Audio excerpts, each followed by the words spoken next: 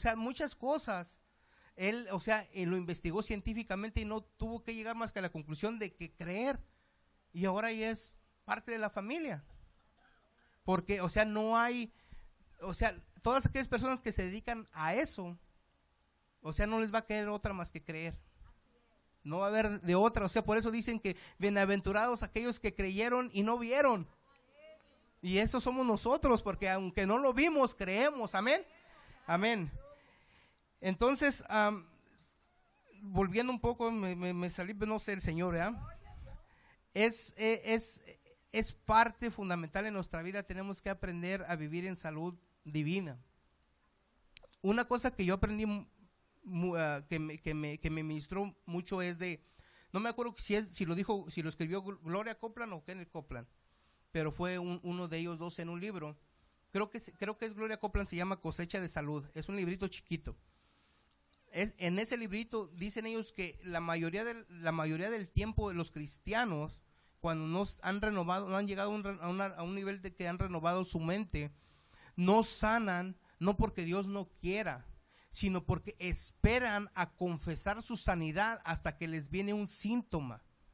Entonces, por eso es que le puso ese título al libro, Cosecha de Salud, porque uno tiene que estar declarando todos los días para que no te duela nada, y si no me duele, que con más ganas tienes que decir porque no te duele, o sea, no tienes que esperar a que te duela algo o que sientas algo para declarar la palabra. Tiene uno que hablarla, por eso dice, o sea, tienes que cosecha, ¿para qué? Para que a la manera que tú avientas la palabra, o sea, siembres y levantes, siembres y levantes, siembres y levantes, tiras la palabra, tiras la semilla y levantes. Porque muchas derrotas son porque dicen que el cristiano espera hasta ponerse en las situaciones para declarar victoria. O sea, tenemos que declarar porque ya ha sido dada. No tenemos que esperar a pasar por una situación o algo, sino, por eso dice la palabra que tenemos que ir de victoria en victoria. No de derrota a victoria y luego de derrota a victoria, no, de victoria en victoria. O sea, tenemos que ir alcanzando a la madurez, a la perfección. O sea, la palabra perfección se nos ha enseñado aquí, no es tanto que vayamos a ser perfectos, sino madurar, entender cuál es la voluntad del Señor, y la voluntad es que seamos prósperos y que seamos sanos. Vimos a Isaías 53, que no se va a saber, ¿verdad? Isaías 53, mas el herido fue por nuestras rebeliones, molido por nuestros pecados, el castigo de nuestra paz fue sobre él, y por su llaga fuimos nosotros curados. Y en Mateo 8:17 también se repiten estas palabras muy brevemente, pero conciso, dice, para que se cumpliese lo dicho por el profeta Isaías cuando dijo, él mismo tomó nuestras enfermedades y llevó nuestras dolencias. Toda la palabra que nosotros veamos que es una bendición, la tenemos que ver en el Nuevo Testamento a la luz del Antiguo Testamento. Es una de las cosas que hemos aprendido en la escuela. Todo lo que tenemos, todo lo que los beneficios que nosotros tenemos son a la luz del Antiguo Testamento. Porque muchos nada más quieren vivir en el Antiguo Testamento, que ya no les corresponde, y muchos nada más del Nuevo Testamento, pero no los podemos separar. La palabra de Dios es la palabra de Dios y es toda. Si están todos esos 66 libros, es porque todos son para nosotros, para aprender qué hacer y muchas veces qué no hacer también. O sea, son ejemplos de vida, son enseñanzas de vida que el Señor Jesucristo, porque el Señor Jesucristo dice que Él nunca hablaba de su parte, sino lo que del Padre oía, de lo que el Padre le decía. Y cuando había una sanidad siempre decía, Padre, gracias porque me escuchaste. O sea, también Él no habló de su propia boca, aunque dice que Él se llenó de conocimiento y sabiduría y crecía, dice, y crecía. Y se admiraban los sabios, los estudiosos en las sinagogas. Él nos enseñó que nosotros tenemos que estudiar. Esto no se trata de que porque yo no voy a ser un predicador, un maestro, no voy a estudiar, no. O sea, Él es nuestro mejor ejemplo, y nuestro único ejemplo que tenemos que seguir. Él los mostró, Él aún siendo Dios, no estimó el ser igual a Dios, sino que Él se sometió a la ley y aprendió la ley, caminó sobre la ley y cumplió la ley. ¿Para qué? Para redimirnos. Por eso cuando Él dijo, consumado es, ¿qué fue lo que se consumó en ese momento? En ese momento comenzó nuestra redención. ¿Y qué fue lo que se cumplió? La ley. Entonces ya, ahora sí, ya se había presentado el sacrificio perfecto y comenzó la redención. Por eso es que se rasgó el velo y ahora podemos entrar, dice que cara a cara. Podemos estar delante del Padre y poder hablar con Él. ¿Por qué? Porque antes no lo podían hacer, antes solamente podía entrar el sumo sacerdote. Amén. Y para llegar bueno, ya nomás para cerrar con esto, Mateo 4, 23 y 24, el ejemplo del Señor Jesucristo dice: y recorrió Jesús toda Galilea, enseñando en las sinagogas a ellos. Fíjense, aquí hay dos cosas bien fundamentales. Dice, recorría Jesús toda Galilea, enseñando en las sinagogas de ellos y predicando el evangelio del reino. Son dos. Y luego la tercera, sanando toda enfermedad y toda dolencia en el pueblo. 3 cosas era el ministerio del Señor Jesucristo. O sea, Él predicaba en el monte, allá con todos, porque su fama había crecido, ¿verdad? Entonces se subía al monte y les hablaba del reino y les hablaba en parábolas. Pero cuando iba a las sinagogas agarraban los rollos y hablaba la palabra. Allá no les iba y les predicaba y les hablaba en parábolas, no, les hablaba la palabra, lo que los profetas y la ley decía, eso es lo que hablaba. Entonces ese es un ejemplo que hasta este tiempo tenemos que hacer. Tenemos que predicar lo que se va a hacer mañana, las buenas nuevas a los pobres, a los afligidos, a los enfermos, a los quebrantados de corazón, y después que vengan aquí, ¿para qué? Para que se les enseñe la palabra. Son principios, ¿para qué? Para que sean sanos y después nos reproduzcamos, y después dice que pondrán las manos sobre los enfermos y sanarán. Pero ¿qué tenemos que hacer primero? Tenemos que capacitarnos. Una de las cosas que la pastora comentaba cuando nos dieron el curso de la evangelización, que fue, y a mí, o sea, leyendo la palabra de las escrituras, ella fue bien bíblica, porque primero aquí nos sentó, nos enseñó la palabra, nos enseñó qué teníamos que hacer, nos impuso las manos y ahora sí, vamos para afuera. No que muchas veces vamos a evangelizar y luego hasta en los que andan evangelizando todavía ni son salvos, pero ahí andan. Es cierto, o sea, suena luego hasta gracioso, chistoso, o no sé cómo suene, pero es que es cierto. Yo he oído comentarios, o sea, muchas veces andan, ¿y por qué andas tú aquí? Pues porque no le quedó de otra. Hay un testimonio, creo que Tony, que lo iban a llevar a evangelizar y le preguntaron, ¿y tú eres salvo? No, pues vamos a comenzar contigo. O sea, ¿cómo van a salir si él no sabe? O sea, ¿qué va a ir a hacer? ¿A cansarse a la caminada nada más? ¿O a ver qué iba a hacer? ¿Por qué? O sea, ¿qué iba a decir? O sea, a lo mejor no es que iba a decir nada malo, pero iba a salir lo que él pensaba que estaba bien. No iba a hablar realmente la palabra del Señor. Amén. Y luego la última parte, ahora sí, a donde quería llegar, no me pusieron el reloj ahora, pero bueno. Dice, hemos sido redimidos de la muerte espiritual y de la muerte física también. Y hermano, la muerte no era el plan original de Dios. La muerte no formaba parte del plan original de Dios.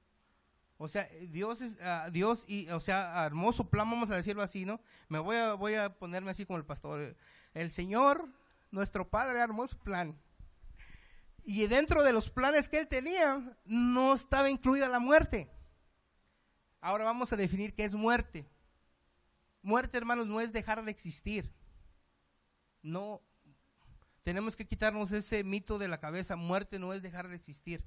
Muerte simplemente significa separación. Así que usted venga al Señor o no venga al Señor, usted cuando muera usted va a ser separado. ¿Para qué? ¿Para estar con el Padre o para estar con quién? Ir al lago de fuego. O sea, usted va a pasar una eternidad, por eso es que es decisiones, usted va a decidir dónde va a querer pasar la eternidad, porque usted es un espíritu eterno, ¿dónde va a querer pasar su eternidad? ¿Con el Padre o sufriendo? Esa es la gran decisión, esa es la decisión más importante de nuestras vidas, no es con quién nos vayamos a casar, aunque es muy importante, ¿verdad? Pero esa es la más importante. Saber a dónde queremos pasar la eternidad, porque la vamos a pasar, porque muchos piensan que la muerte es dejar de existir y ya. Y eso es lo que muchas religiones piensan allá afuera. Muchos no creen ya ni que el diablo existe. Sí, o sea, y hermano, o sea, por eso digo, no echen saco roto lo que se dice aquí enfrente. Pero también tiene el derecho y la obligación de analizar, no se lo tiene que comer nada más porque lo dijo el de enfrente. Usted tiene el derecho y la obligación de estudiar y de investigar y de cerciorarse que lo que se le habla es la palabra. Mire, la semana pasada mi esposa bajó una aplicación de radio cristianas, y son varios radios cristianas, y era un pastor argentino, y es un apóstol, fíjense, o sea, es un apóstol. Entonces empezó a hablar de la sanidad. Entonces puso el radio y ya estábamos acostados y apagamos las luces y todo, y estábamos escuchando el radio, ¿no? Entonces, háganme cuenta que que nos estaba leyendo el libro de T.L. Osborne, así, nos lo estaba leyendo así, ¿no? Yo dije, oye, está bueno, hasta le dije, oye, está bueno. Y luego me pregunta, ¿ya te dormiste? Le digo, no, estoy escuchando todavía. Entonces se fue, ya pasó como yo creo como los 20, 30 minutos y ya no, ya después como que, pues no sé, ¿verdad? Pero ya tengo el oído muy fino yo cuando empiezan las cosas como que no empiezan a caminar bien. Y de repente empezó con la soberanía de Dios. O sea, primero nos aventó un rollote que sí, que ya nos había redimido de la maldición de la enfermedad y que Dios nos sanaba y que Dios, se estaba ahora sí que, como decimos en mi barrio, se estaba soltando la greña, nos estaba aventando pura palabra, desplayando, dice la hermana Ana. Pero después empezó con la soberanía arbitraria de Dios, porque pero es que si Dios quiere, te va a sanar, dice. O sea, primero nos aventó que sí nos va a sanar y que murió por nosotros y que nos redimió de la maldición de la muerte y de la enfermedad, pero después dice que si Dios quiere. Entonces después, fíjense, después agarró de base el texto de aquella mujer que dice que había durado 18 años encorvada, ¿verdad? Sí, son 18, ¿verdad? Y que dice que esta hija de Abraham, que tenía 18 años, les dice a los fariseos que si no era justo que esta hija de Abraham pudiera tomar su sanidad en día de reposo. Entonces él tomó ese texto de base para decir que Dios, si quiere, puede tardar 18 años para sanarte, si quiere. Entonces fue cuando yo ya le empecé a poner más atención y menos sueño me dio. No dije, bueno, pues, ¿cómo? ¿Cómo es que está hablando primero que nos va a sanar y después si quiere? Entonces, ya después pues acabó el programa y agarró y volvió a seguir él otra vez, acabó el programa, el tiempo, y pasaron un canto y luego comerciales y luego otra vez siguió, pero con otro tema. Entonces yo después al otro día me puse a analizar la palabra y dije, bueno, él tomó ese texto de base para decir que si quiere 18 años para sanarte y luego o 12 o esto, y empezó a poner ejemplos, ¿ya? Que porque y se empezó a aventar ahí su rollo. Entonces digo, bueno, pero si nos ponemos a analizar la palabra, esa hija de Abraham duró 18 años así, ¿pero por qué? Porque no le habían llegado las buenas nuevas. Por eso es que tardó 18 años para que llegara aquel hombre que traía la verdad, que es la palabra del Señor caminando, para que le dijera que ella era sana. Entonces, ese no es un ejemplo para decir que el Señor puede durar 18 años si Él quiere para sanarnos. O sea, no. Por eso les digo que toda la palabra está para enseñarnos lo que tenemos que hacer y muchas veces lo que no tenemos que hacer. Porque el Señor simplemente dice que el que cree, todo le es posible. Entonces no tenemos que separar, es que confunden. Eso es a lo que me refiero, ese es al punto que quiero llegar, que tenemos que entender, no nada más de memorizar textos, sino entenderlos, porque si escuchamos nosotros eso, después nos vamos a llenar.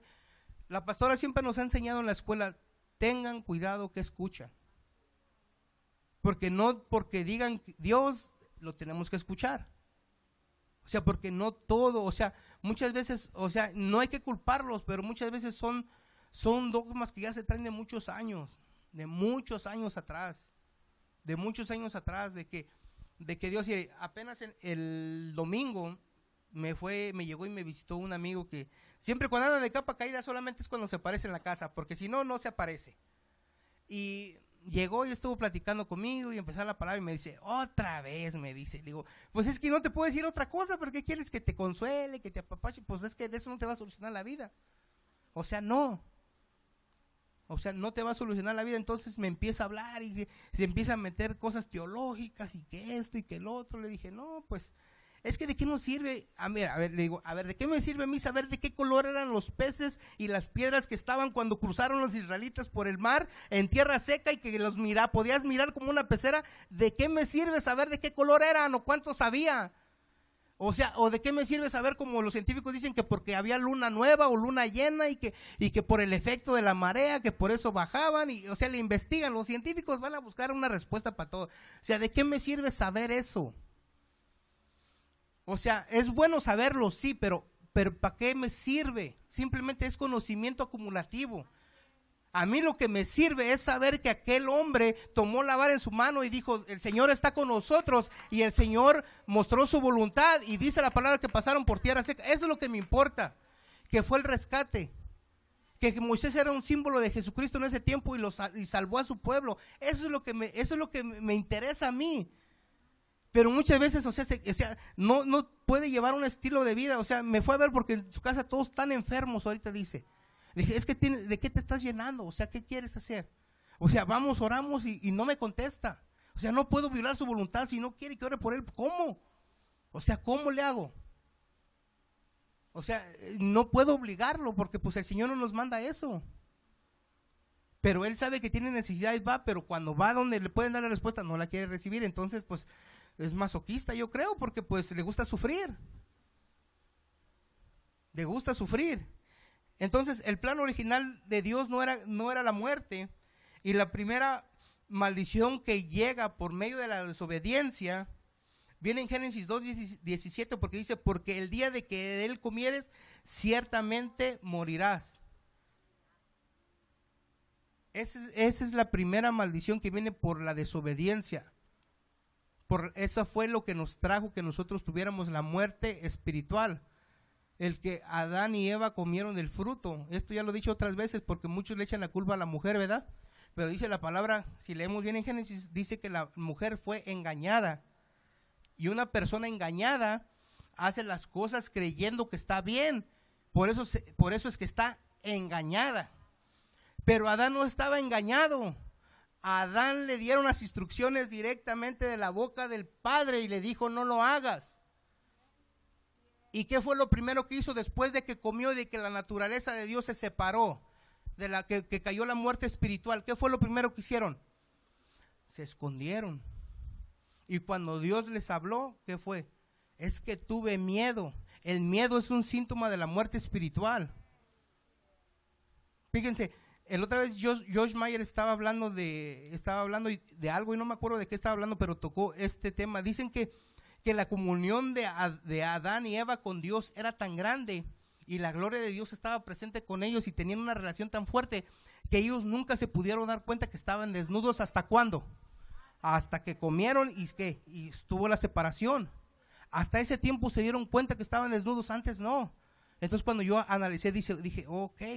Entonces, cuando tú estás teniendo una comunión con el Padre directamente y te estás llenando de su presencia, no vas a voltear ni a la derecha ni a la izquierda, vas a mirar hacia Él nada más y no vas a mirar los problemas. Aunque humanamente y físicamente el mundo se te esté derribando, si tú te enfocas al Padre, no lo vas a mirar. No lo vas a mirar, porque muchas veces, fíjate, o sea, yo oí eso, pero realmente a mí no me ministró que estaban desnudos, sino entendí en ese tiempo, el Señor me trajo ese rema de que si yo me enfoco en Él, yo no me voy a dar cuenta de las situaciones, porque se escondieron, porque tuvieron miedo. ¿Y por qué? Porque se avergonzaron. Pero aún así estaba la misericordia de Dios con ellos, porque dice que ¿qué? Tuvieron perdón, porque dice que mató animales y les puso pieles ¿para qué? Para cubrirlos. Entonces, ¿qué hubo cuando los mató? Derramamiento de sangre, hubo una expiación. O sea, estaba la gracia de Dios ahí también, siempre desde el principio. Y aún así tuvo mucha misericordia, porque en Génesis 3:22 al 24 dice, y Jehová Dios dijo, he aquí el hombre es como uno de nosotros. O sea, ya era como uno, porque lo había hecho imagen y semejanza, pero dice, sabiendo el bien y el mal. O sea, ahora ya podían ver antes nada más podían mirar la gloria de Dios, ahora no, ahora ya podían ver también lo malo. Dice, ahora pues dice el bien y el mal, dice, ahora pues que no alarguen su mano y tomen también del árbol de la vida y coman y vivan para siempre. O sea, fueron sacados del huerto, no porque Dios los castigó, sino porque si comían del árbol de la vida no iban a morir nunca y iban a quedar de esa manera, en separación. No iba, o sea, no, o sea, ahí está la gracia de Dios. O sea, no los sacó, no porque los castigó, porque eso fue lo que a mí me enseñaron en la iglesia, ya saben cuál, cuando era niño, cuando iba a ser bueno, eso. O sea, eso fue lo que me enseñaron, que Dios los sacó porque los castigó. Y no es así. Y fíjense, yo me quedé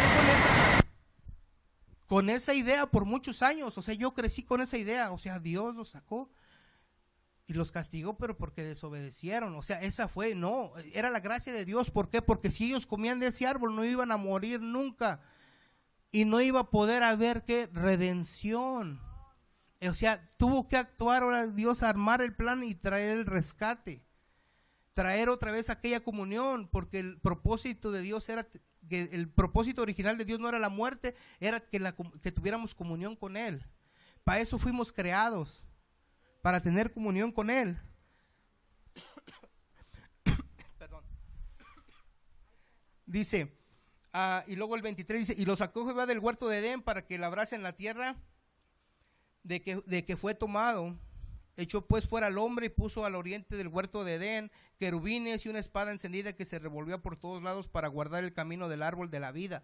O sea, tuvo cuidado, que hasta tuvo que poner unos querubines para que estos astutos no fueran a ir y fueran a comer, porque pues si habían comido de uno, ¿qué les costaba comer del otro? Entonces ahí está la gracia de Dios, está la misericordia de Dios, lo cubrió. ¿Para qué? Porque tenía ya el plan, porque tenía que venir un redentor. O sea, tenemos que cuidar nuestro, ¿cómo se llama? Nuestra comunión. Nuestra comunión. Hay muchas personas que tienen un tiempo, tienen hasta, yo he oído testimonios que aquí en la iglesia que tienen hasta un cuarto de oración y se meten y todo. Y yo le he comentado al pastor, yo no hago de esa manera. Yo puedo estar trabajando y puedo estar haciendo lo mismo. Pero, o sea, es bueno, o sea, ellos toman el tiempo y se dedican solamente a este tiempo. Muchas veces lo tengo que hacer, o sea, tengo que también tomar un tiempo así, pero cuando tú estás metido con el Padre y preguntándolo, o sea, muchas veces no importa qué estés haciendo. Puedes estar haciendo de comer, puedes estar haciendo qué hacer, puedes estar trabajando, puedes estar haciendo lo que sea y Dios te va a hablar de todas maneras. O sea, tenemos que cuidar nuestra comunión. En primera de Tesalonicenses 5:23 dice, el mismo Dios de paz, dice, os santifique por completo todo vuestro ser, espíritu, alma y cuerpo sean guardados irreprensibles para la venida de nuestro Señor Jesucristo. O sea, nosotros tenemos que cuidar todo nuestro ser. Ya se nos ha enseñado, somos espíritu, somos alma y somos cuerpo. Somos un espíritu, tenemos un alma y vivimos en un cuerpo. Entonces, en esta semana estaba ahí investigando porque oí un debate de unos teólogos ya hace un tiempo en donde que se nos ha enseñado que somos tripartitos, ¿ya? Entonces este teólogo estaba peleando con otros que porque esa no era la palabra. Fíjense por qué se pelean. Que porque esa no era la palabra correcta, que porque la palabra correcta no es tripartito, es tricótomo. Yo dije, bueno, ¿con qué se come eso, no? O sea, fíjense, o sea, ¿se fijan por qué se están peleando?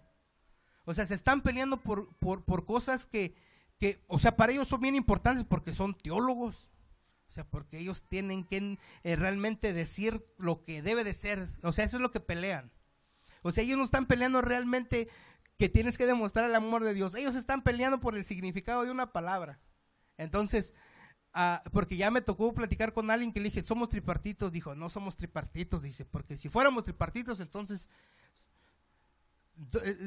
le dije, somos tripartitos como Dios. Dijo, no, dijo, Dios no es tripartito porque si no fueran tres dioses. Somos tricótomos, me dice.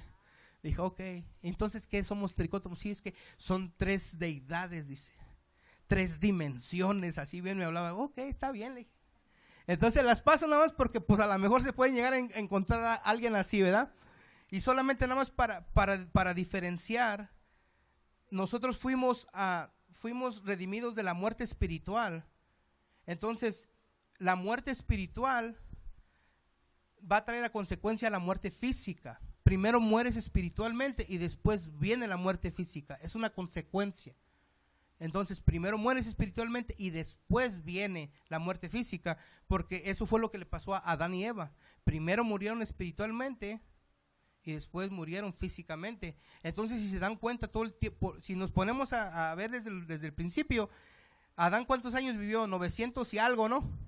930. Entonces, ¿cuánto se fue? O sea, ¿cómo se fue manipulando la humanidad? Que hasta el último el Señor ya no más alcanzó a prometerles hasta los israelitas 120. Fíjense cuántos años duraban antes, 900. Y cómo se han ido acortando los días.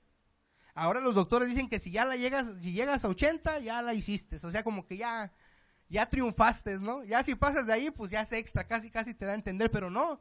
O sea, nosotros creemos que el Señor dice que somos de larga vida y vamos a decidir nosotros hasta qué tiempo nos queremos ir. Y suena medio raro, ¿pero por qué? Porque la palabra dice que la muerte y la vida están en poder ¿de qué? De la lengua, de nuestras confesiones. Pero también si no nos cuidamos, como ya se nos ha enseñado, somos negligentes con nuestro cuerpo, pues entonces no es que el Señor nos quiera llevar a su presencia, sino que es que no nos hemos cuidado. No hemos sido obedientes ni hemos sido sabios para cuidar nuestro cuerpo. Entonces, para diferenciar, nos redimió en el espíritu, también en el cuerpo, pero primeramente en el espíritu. Y para diferenciar algunas características del espíritu, dice, el ser espiritual que está en el hombre natural se relaciona con Dios. O sea, el ser espiritual, o sea, el verdadero yo, el verdadero usted, se relaciona, o sea, está en el hombre natural, o sea, en este cuerpo, y se relaciona con Dios. Esa es una característica del espíritu, dice, y luego también es una dimensión sobrenatural. O sea, el espíritu ve más allá de lo que nuestra mente puede pensar, nuestros ojos pueden ver. El espíritu es el que responde a la fe. Es el espíritu, hermanos. No se puede ver, a los ojos físicos no lo podemos ver. Dice, en él se reciben instrucciones espirituales y celestiales. Cuando lo que nos dieron el testimonio ahorita, ¿qué era lo que decía la niña? Es que aquí sentí. Es que fue en su espíritu, porque ella no lo pensó con su mente, primero se dispuso y el Señor depositó la palabra, dijo, ok, fue el canal, le dijo, pero porque se dispuso, dijo, aquí estoy yo. Si tú le quieres decir algo, aquí estoy yo. Entonces, ¿a dónde se lo puso? ¿Le movió Dios la boca? No. ¿Le dio el pensamiento? No. Fíjense, o sea, fíjense cómo la inocencia de los niños nos enseñan mucho. Dice, porque aquí lo sentí. No dijo, ni lo quise pronunciar, ni lo pensé. No, dijo que aquí lo sintió. O sea, en su interior, creo yo que es lo que trata de dar a entender. O sea, es donde se nos dan las instrucciones, donde se nos revelan las cosas celestiales. Dice, la palabra de Dios se hace una con él, con el espíritu. Dice, y luego otra característica es que se asienta la palabra de Dios, que es espíritu y es vida. La palabra que estamos hablando ahorita, que está saliendo de aquí, está cayendo en el espíritu, no está cayendo en su mente. En su mente no va a tener ningún beneficio. Tiene que caer primeramente en su espíritu para que después llegue a su mente, a su alma. Dice, ahí se asienta la palabra de Dios, es espíritu y es verdad. Dice, se inicia la transformación de la mente. O sea, primero cae en el espíritu y después viene hacia la mente. ¿Para qué? Para que empiece a ser renovada. Se gesta el hombre nuevo. O sea, se da el nuevo nacimiento ahí en el espíritu y se glorifica a Dios. O sea, hay más características, pero esas fueron las que yo escribí. Y luego dice, el alma, la mente no renovada, humanamente hablando, o sea, una de las características es que se relaciona con el ego, siempre el yo. Yo y yo. O sea, siempre está hablando del yo. El alma responde a la razón, o sea, a las situaciones, a lo que se mueve, a lo físico, a los razonamientos humanos. Por eso mucha gente luego dice, es que di que no me duele, pero es que me duele. ¿Por qué? Porque están en la mente, en el alma. Es que ¿cómo voy a decir que no me duele si me duele? O sea, están respondiendo a la razón, no están respondiendo a la palabra, al espíritu. Dice, obedece a los sentimientos. Ese es un grave problema, hermano, cuando no renovamos nuestra mente, aún estando en el Señor. Si no renovamos nuestra mente, entonces por eso es que andamos para arriba y para abajo, porque obedecemos a los sentimientos. O sea, llegamos y hoy amamos y mañana odiamos, pues no. Así no va a suceder nada en nuestras vidas. Tenemos que tomar la decisión, por eso no tenemos que movernos en el alma. Dice, también funciona en la dimensión espiritual, o sea, el alma también funciona en la dimensión espiritual, maneja la voluntad humana del hombre no nacido de nuevo. O sea, por eso es que muchas personas allá afuera andan haciendo lo que andan haciendo. ¿Por qué? Porque están en el alma, no andan en el espíritu, no porque no quieran, dice la palabra que porque no lo pueden entender.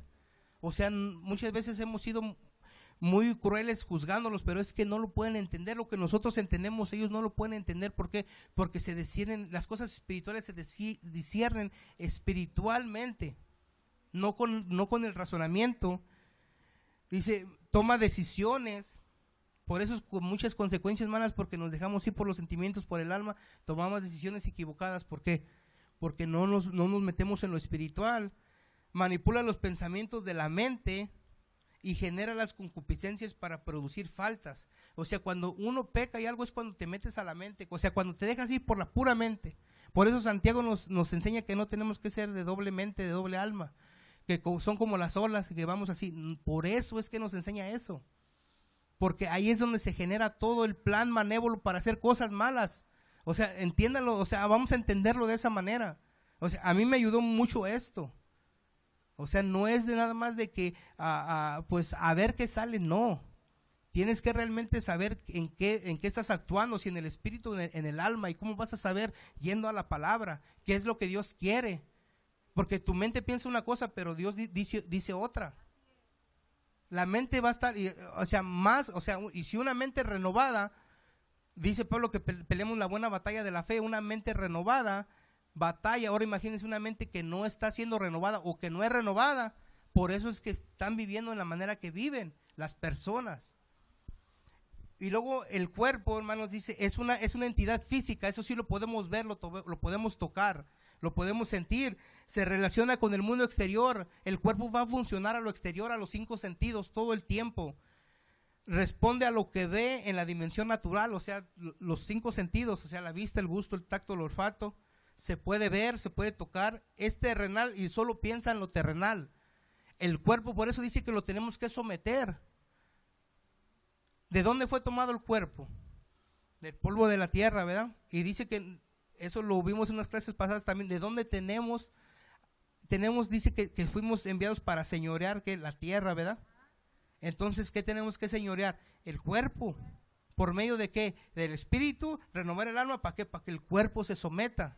No podemos someter el cuerpo si la mente no está renovada. Por eso es que la chana se va con el fulano y hacen cosas. ¿Por qué? Pues porque le dan rienda suelta al cuerpo. Porque se dejan ir por lo natural, por lo terrenal.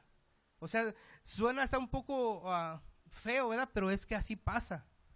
Por eso es que en este tiempo, mire, no hay niños aquí, pero mi esposa me platicó algo que nos dijo nuestro hijo Dani. Él va en sexto, ¿verdad? En 6º grado va. Nos está diciendo que un niño de su edad dice que ya tuvo sexo. O de 4º grado, no es ni de 6º, es de 4º grado, dice que ya tuvo sexo. ¿Se imaginan? A mí por eso me llama mucho la atención cuando la pastora siempre nos habla que los hijos y que esto, o sea, y que tengan cuidado y todo. Hermanos, fíjense, ¿cuántos años puede tener un niño de 4º grado? ¿10? Y que ya haya tenido sexo. ¿Se imaginan qué le despertó a ese niño a esa corta edad? O sea, cuando a mí me dijo eso, sí me sorprendió, o sea, sí me sangoloteó eso. Dije, o sea, ¿cómo? O sea, ¿en qué tiempo se está viviendo? O sea, por eso es que si nosotros aprendemos a someternos, eso es lo que van a ver nuestros hijos. La pastora nos enseñó algo hace poco yo lo oí, a lo mejor ya lo había dicho antes, ¿ya? Nosotros tenemos la obligación de corregir a nuestros hijos. Y tal vez nuestros hijos no nos quieran obedecer, pero ¿sabes qué? Pero tenemos el deber y la obligación moral y espiritual de que aunque no quieran, los tienen que hacer. ¿Por qué? Porque somos la cobertura, porque lo tienen que hacer. Y al momento yo se los digo, ¿sabes qué, mijito? A lo mejor ahorita hasta me has de odiar, pero va a llegar el día en que tú te vas a dar cuenta por qué lo estoy haciendo. y lo vas a saber. Y sabes que yo le estoy creyendo al Señor que te vas a dar cuenta antes de que lo normal que te tengas que dar cuenta. Tienes que darte cuenta. Porque imagínense si los dejamos, o sea, ¿qué juventud se está creando ahorita? O sea, no es casualidad, hermanos, que los divorcios aumenten, que la unión libre ahorita esté a todo lo que da, porque ahorita el matrimonio es que ya está pasado de moda, dicen, porque realmente no han entendido el milagro que hay ahí. Porque es un milagro, hermano, el que pasa ahí, nada más que muchas veces no lo vemos así, lo ven como un contrato. O como todos lo hicieron y para que la sociedad diga que estamos bien nos vamos a casar. No. Es que la palabra es bien específica. O sea, la palabra nos está diciendo que así lo tenemos que hacer. Porque el matrimonio fue instituido por Dios, por el Padre. Entonces, imagínense, o sea, yo pienso en ese niño y digo, Dios mío. O sea, su mente cómo ha de estar. Imagínense que, o sea, a lo natural, el macho, vamos a decir el macho mexicano, uy, qué bueno, ¿verdad? Mi hijito va a decir, no, porque yo tuve amigos, hermanos, y fíjense, no me quiero salir del tema, pero yo tuve amigos que a los 15 años los papás se los llevaban a la zona roja y órale, mijito, escoja la que quiera. ¿Se imaginan qué tipo de ser humano están creando? Ah, pero tú porque eres hombre, mijo, pero las chamacas no tienen permiso ni de salir a la fiesta. ¿Entienden? O sea, cómo está el desbalance y la ignorancia. Yo tuve muchos amigos de esos, que sus mismos papás, o sea, la mamá no, sino el papá. O sea, cómo es que se va transmitiendo esa maldición. Por eso nosotros por eso tenemos que romper. O sea, el Señor ya pagó, hermanos, sí, ya pagó, ya murió, ya todo, pero esas maldiciones es igual que la salvación. Tú la tienes que aceptar, ¿para qué? Para que vengas de muerte a vida. Entonces, esa maldición ya la rompió Jesús, entonces tú tienes que declarar y tienes que renunciar, no porque el Señor no haya pagado, no, sino porque tú estás negando esa situación en tu vida. Tú quieres cortar con eso. O sea, de nosotros depende que las generaciones que traemos en los lomos, hermanos, porque déjenme decirle que ustedes en los lomos traen mucha gente, no nos podemos ni imaginar, fíjense, según científicamente y según los estadísticas, dicen que por lo menos nosotros, no sé dónde lo hice, lo oí aquí en la iglesia o no sé en dónde lo vi, pero dicen que por lo menos afecta, o en el libro, en uno de los libros que estamos leyendo en la escuela, nosotros por lo menos afectamos a más de 10,000 personas, por lo menos. Por lo menos. Eso nada más es por el ambiente de vida que llevemos. No está diciendo porque tú vas a ir a hablar, sino nada más por estar en esta tierra. Nada más por eso. Ahora imagínense si nosotros estamos con una disposición y con una mente renovada en una comunión con el Padre y haciendo la voluntad del Padre. O sea, tenemos que cambiar porque para eso fuimos llamados, hermano. Para anunciar las virtudes de aquel que nos llamó de las tinieblas a la luz. Tenemos que decir eso. Porque si no, entonces no va a pasar nada. Todo el tiempo vamos a estar viviendo, bueno, nosotros no, sino, o sea, allá afuera van a estar viviendo de una manera, o sea, trágica. Porque todo el tiempo lo único que se ve, yo ya casi ya no veo noticias. Porque más bien se deberían de llamar malas noticias, porque no pasa nada bueno. O sea, no dan buenas noticias, o sea, son puras malas noticias, que guerra aquí, que guerra acá, que se mató, que se prendió, o sea, ¿por qué? Porque una cosa, pues, porque es lo que vende. Mucha gente le gusta estar escuchando eso. Y eso es lo que andan hablando. Como ahorita. ¿Cuántos quieren? Sí saben qué está pasando ahorita en la televisión, ¿no? Esa es la plática ahorita de todos. Que la guerra y que si sí, que si no. Y que si va a afectar y que si no van a dar los papeles. O sea, ya están llenándole el oído a la gente. Esa es la plática que se trae ahorita. A donde quiera que te pares, en el ambiente así. Es lo que andan hablando. Que ya no, que porque quieren, empiezan. O sea, ¿creíste o no creíste? Fíjense, hermanos, para entender un poco más, dice, una persona no es espiritual no porque haga cosas del espíritu, sino más bien porque en sí mismo en su naturaleza intangible, es un espíritu eterno, hecho perfecto.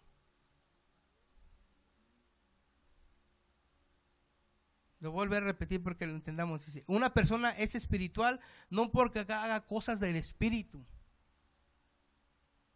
Usted no es una persona espiritual no porque usted se ponga a orar 20 horas, ni porque le ande hablando a mucha gente del Señor, aunque es bueno hacerlo.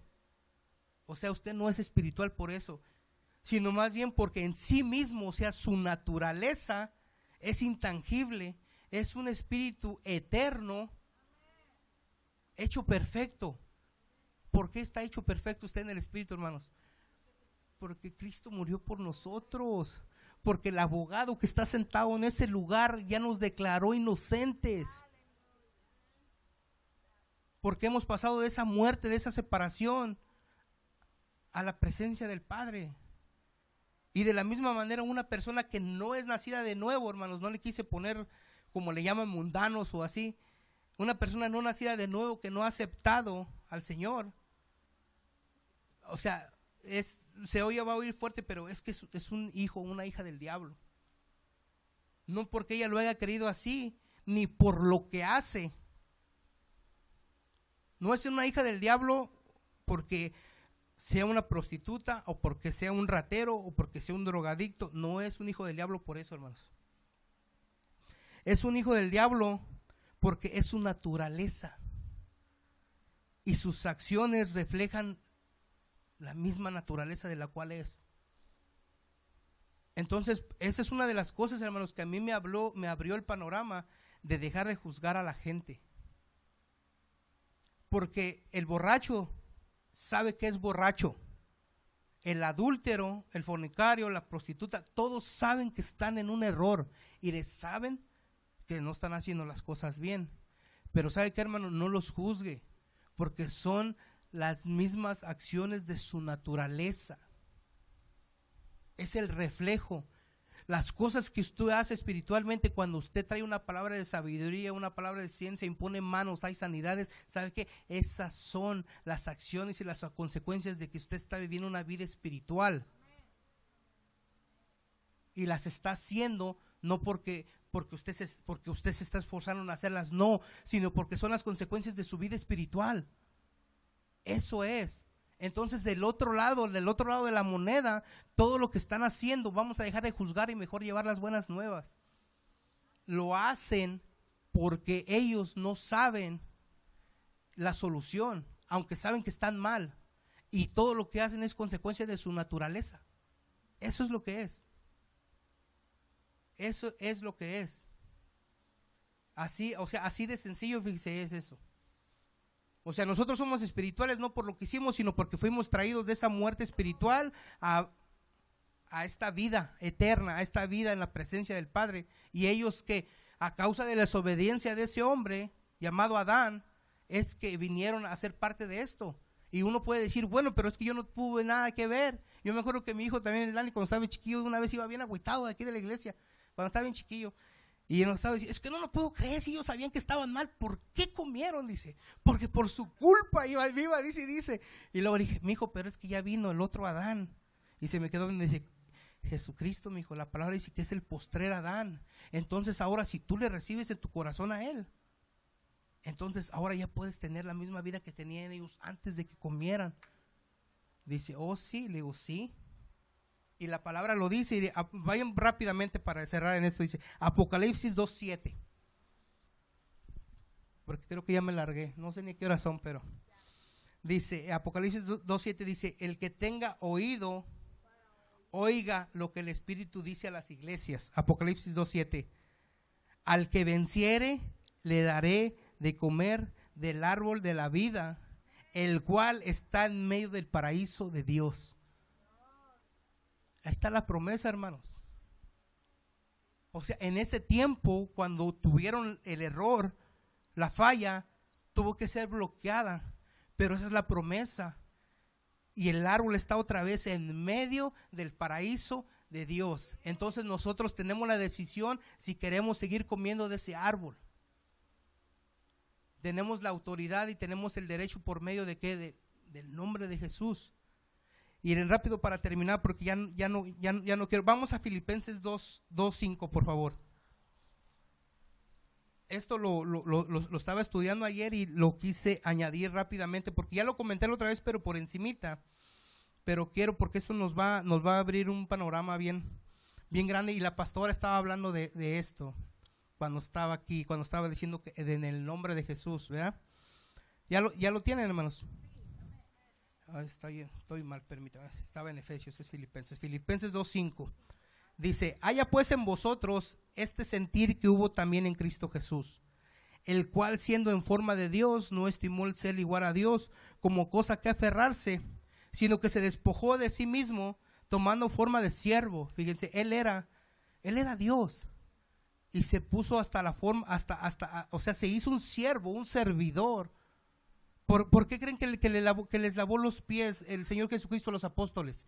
Y el Pedro, siempre el Pedro, ¿verdad? El más picudo de todos, el atrabancado. No, tú no puedes. Es que si no te los lavo, no puedes ser parte. Era una enseñanza bien tremenda, porque para eso se van a quedar cuando yo me vaya. ¿Para qué? Para servir.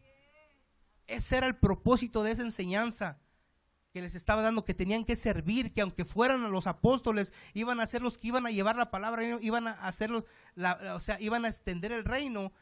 Su misión realmente era servir. Ese era. Y luego dice, sino que se despojó a sí mismo, tomando forma de siervo, hecho semejante a los hombres. Y estando en la condición de hombre, se humilló a sí mismo, haciéndose obediente hasta la muerte y muerte de cruz. Ahí están las dos muertes, hasta la muerte física y la muerte de cruz, la muerte espiritual. Dice, por la cual también le exaltó hasta lo sumo y le dio un nombre que es sobre todo nombre. Subrayen esas palabras, nombre. Ahorita vamos a vean. Para que en el nombre de Jesús se doble toda rodilla de los que están en los cielos, en la tierra y debajo de la tierra, y toda lengua confiese que Jesucristo es Señor, para gloria de Dios Padre. Dice el 10, para que en el nombre de Jesús se doble toda rodilla, hermanos. Por medio de la redención que tenemos y de la muerte espiritual, hermanos, y de esa palabra nombre, hay mucho conflicto en las iglesias, porque muchos, la otra vez estaba también oyendo en el radio, así de plano la puso: cuando tú dices en el nombre de Jesús, ¿sabes qué? No va a pasar nada. Así estaban diciendo, no va a pasar nada. Pero si tú dices en el nombre de Yeshua, se va a parar así el enfermo. Hasta ese grado están llegando ahorita en pelearse, hermanos. Entonces a mí me llamó la atención. Entonces empecé, o sea, en el nombre. Pues sí, o sea, el nombre es la autoridad que nos ha dado, la herramienta. Bueno, más que la herramienta es la autoridad. O sea, es el poder que nos dio para ir enfrente de los demonios, de los principados, de las potestades, de la enfermedad. ¿Para qué? Porque no es por nosotros, es por Él. Entonces yo lo entendía de esa manera, y si usted lo entiende de esa manera es correcto. Y lo que le voy a decir ahorita, yo no sé si usted ya lo escuchó, y si lo escuchó ya, qué bueno, me confirma que no estoy en un renglón equivocado. Pero la palabra nombre, hermanos, es si usted quiere apuntarlo, es la palabra 3686 en la concordancia Strong. Y la palabra es onoma, así se escribe, O-N-O-M-A, onoma. Y tiene que ver con autoridad y carácter, y tiene varios significados. Uno es llamar, otro es nombre, otro es persona, poder y sobrenombre. Entonces ahorita hay una pelea porque tú dices en el nombre de Jesús. O sea, hermanos, no, fíjese, o sea, aquí me voy despacio, hermanos. Esa palabra nombre no quiere decir que se está refiriendo realmente a Jesús, al nombre, o sea, de pila que le dieron. No, hermanos, ahí se está refiriendo a la persona.